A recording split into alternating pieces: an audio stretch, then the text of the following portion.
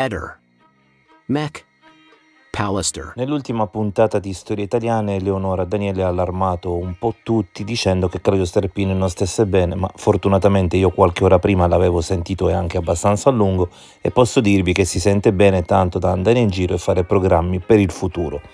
Adesso trasmettiamo l'ultima fase, la chiusura dell'indagine del famoso Garibaldino, ricordando sempre che in questo canale tutti possono parlare e trasmettere le proprie opinioni, quindi quello che dice il Garibaldino sono cose che dice lui.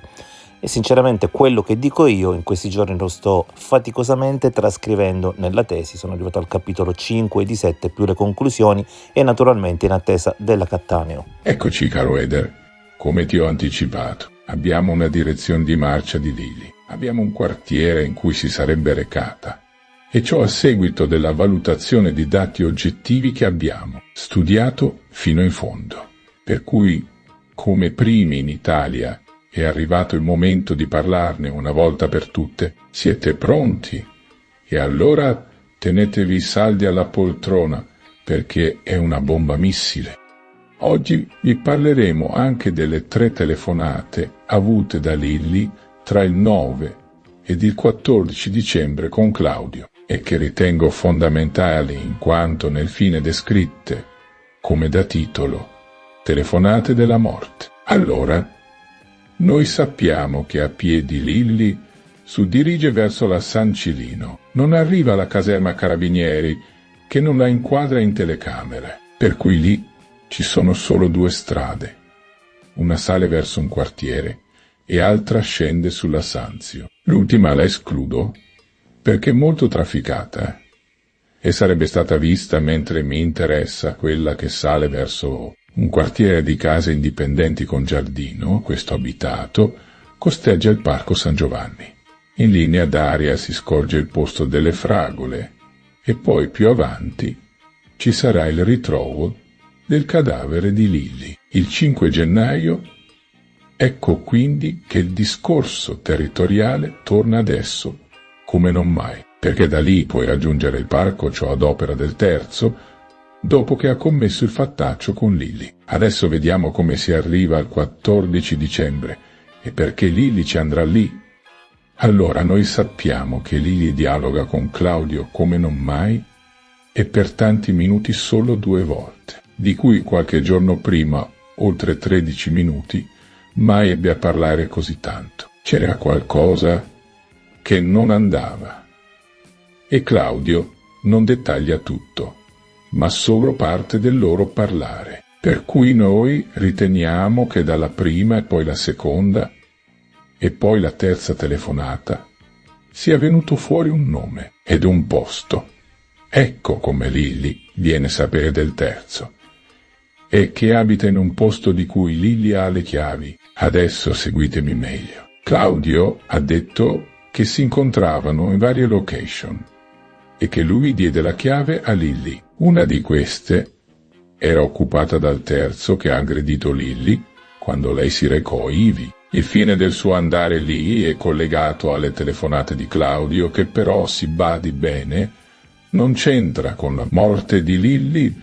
Lui non ha detto a Lilli vaci e parlaci, ha solo detto chi fosse in quell'abitazione e che ci fosse un problema.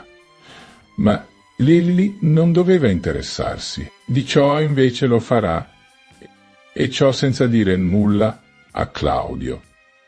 Claudio ha solo involontariamente riferito della presenza del terzo in quell'abitato, senza dire altro. A quel punto Lilli, per un motivo di denaro, o peraltro si è sentita nella necessità di parlarci e mettere a posto qualche situazione che la turbò. Come abbiamo detto, questa cosa è nata tra il mese novembre e appunto il 14 dicembre. Nel mezzo ci sono prelievi di contanti.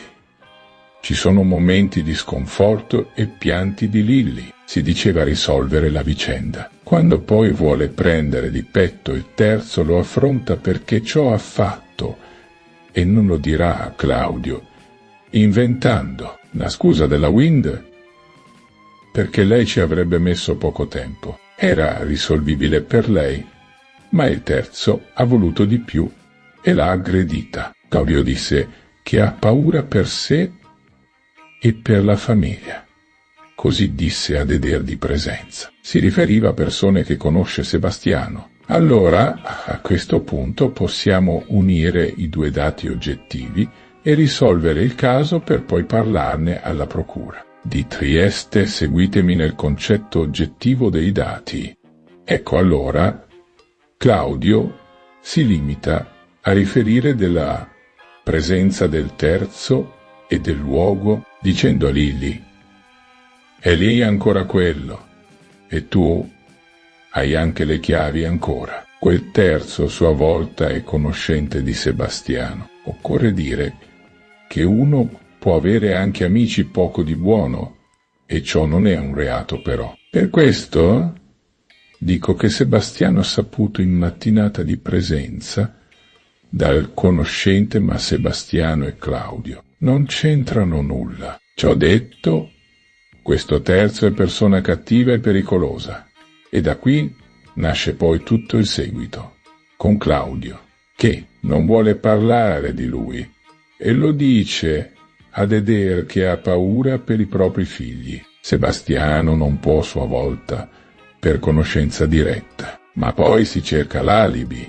ed è in compagnia di qualcuno che glielo suggerisce e lo accompagna. Mi fermo qui perché non possiamo andare nel dettaglio. Il dopo è un parlarsi perché non volevano far ritrovare il corpo, inizialmente salvo, poi ripensarci inscenando il suicidio. Ciò a favore di tante ragioni, non solo una, signori.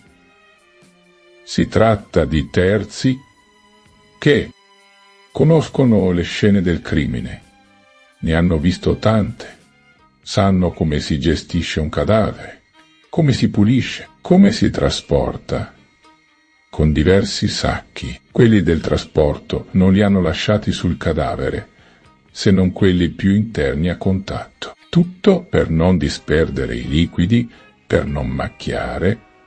La posizione fetale è quella del decesso. Inoltre, come già detto, è stata posta in un cantinato freddo con temperature molto basse, per giorni, salvo poi portarla a 48 ore, prima il 5 gennaio, ove la trovarono, attraverso sentieri interni di collegamento tra l'abitato ed il parco. Ciò detto, noi oggi mettiamo un punto fermo sulla vicenda che noi consideriamo risolta. Non possiamo fare il lavoro della procura e trovare il terzo o dare il nome non è un nostro lavoro. Noi abbiamo ricostruito il caso, quindi oggi ho offerto a voi, con una chiusura, spesso è più vicina ed intima la vicenda di quanto si pensi.